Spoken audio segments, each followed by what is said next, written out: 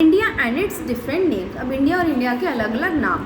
We need to know certain important facts before we set on our journey to the medieval time. अब हमें कुछ important facts पता होने चाहिए इससे पहले कि हम आगे की मिडिवल पीरियड के बारे में पढ़ें।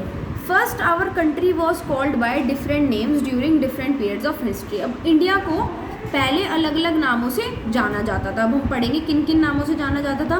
इन ancient times our country was known by the names of Jambudvipa and Bharatvarsha.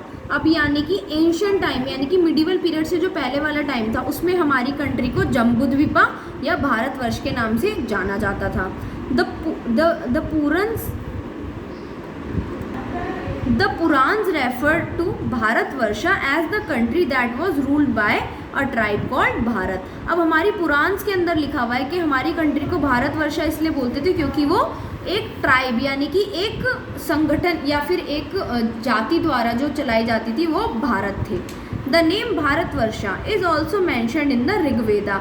अब जो हमारे 4 वेद होते हैं, ऋग्वेद, यजुर्वेद, सामवेद और अथर्ववेद, तो उसमें से जो ऋग्वेदा है उसके अंदर भारतवर्ष को मेंशन भी करा हुआ है। India was also known as the land of people who lived along the river Sindhu. अब इंडिया को हम ऐसे भी जानते हैं कि वो वाला लैंड जहाँ पर लोग रहते हैं अलॉन्ग द रिवर यानी कि रिवर के किनारे, और उस रिवर का क्या नाम है, रिवर सिंधु, या फिर उसको हम रिवर इंडस भी कहते हैं। The sacred book of Parsis the Zend Avesta talks about Sapta Sindhu और the land of 7 rivers when it refers to the Indian subcontinent.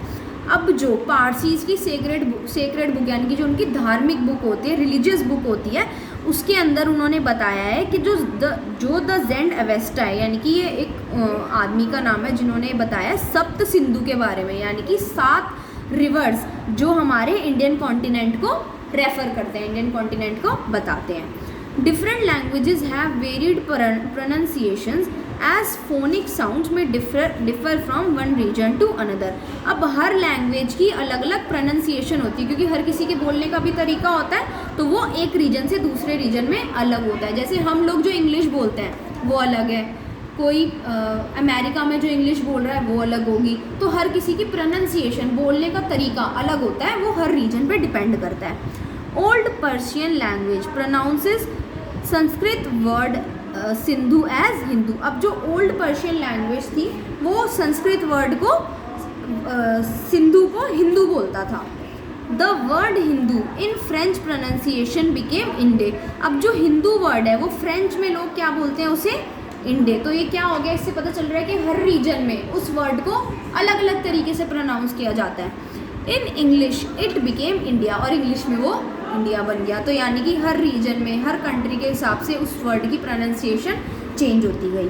We need to thank people of different nationalities for giving our country so many names. अब इन्होंने बोला है कि हमें लोगों को शुक्रिया अदा करना चाहिए कि उन्होंने हमारी कंट्री का इतने अलग अलग नाम रखे। Another important fact is that our country during the medieval era had different geographical descriptions।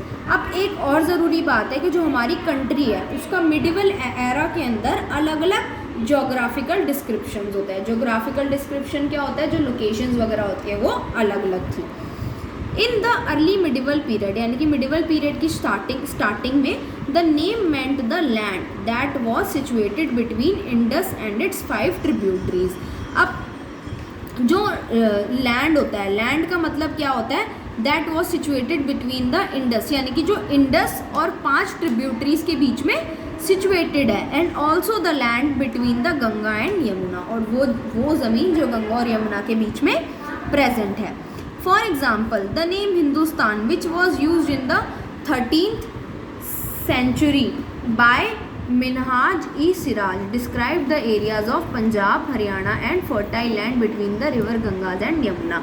अब जो वर्ड हिंदुस्तान है जो 13th सेंचुरी में यूज़ करते थे मिनहाज ए सिराज, इन्होंने बताया था, तो वो क्या डिस्क्राइब करता है, हमारे एरिया हरियाणा का, पंजाब का, और जो फर्टाइल लैंड होती है between the Ganga and Yamuna. Fertile land वो होती है उपजाऊ, जो हमारी लैंड होती है, उपजाऊ ज़मीन होती है।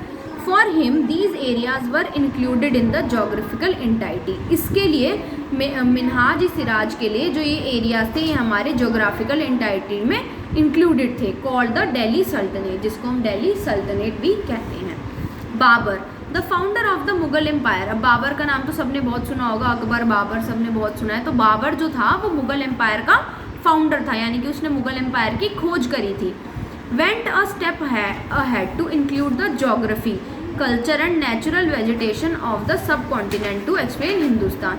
अब ये इससे भी मिनहाज इस सिराज से भी आगे बढ़ा और इसने हमारी ज्योग्राफी में कल्चर को, नेचुरल वेजिटेशन को और सब कॉन्टिनेंट को भी इंक्लूड करा हमारे हिंदुस्तान को एक्सप्लेन करने के लिए। It was only in the 19th century during the British Raj that Hindustan with its territorial boundaries became identical with India. अब 19th सेंचुरी में क्या हुआ, जब ब्रिटिश राज चल रहा था तो उस टाइम पर जो हिंदुस्तान था उसकी जो टेरिटोरियल बाउंड्रीज होती हैं वो बिकेम आइडेंटिकल विद इंडिया, वो आइडेंटिकल बन गई इंडिया से, तो वो आइडेंटिकल बना विद इंडिया। पोस्ट इंडिपेंडेंस यानी कि इंडिपेंडेंस के बाद, that is with the end of the British Raj, यानी कि ब्रिटिश राज जब खत्म हो गया उसके बाद, and the partition India got its present territorial boundaries. और जब पार्टीशन हुआ यानी कि जब हमारी कंट्री में से भी और कंट्रीज़ निकली जैसे पाकिस्तान वगैरह निकली, तो उसके बाद जो हमें टेरिटोरियल बाउंड्रीज है, हमारी इंडिया की जो बाउंड्रीज है ना, अब वो हमें मिली है। जो आज के टाइम पर है वो हमें तब मिली थी जब हमारा बंटवारा हुआ था, जब इंडिया को इंडिपेंडेंस मिली थी। Importance of medieval history.